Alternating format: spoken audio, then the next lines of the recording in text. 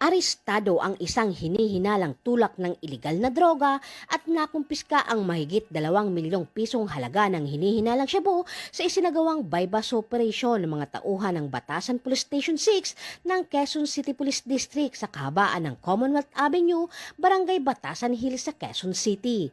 Kinilala ang sospek na si alias Sakalia, 54 anyos at residente ng Taguig City. Naaresto ang sospek ng pulisya dakong 2:00 ng madaling araw at narecover mula sa kanya ang tinatayang 350 gramo ng hinihinalang shabu na nagkakahalaga ng 2,380,000 pesos. Nakumpiska rin ang iba pang bagay na ginamit ng nasabing sospek.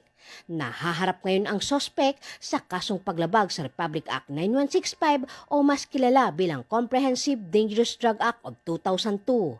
Patunay lamang ito sa masigasig na pagsusumikap ng pambansang pulisya na supilin ang ilegal na droga at sugpuin ang kriminalidad sa bansa upang tiyakin ang kaligtasan ng bawat mamamayan.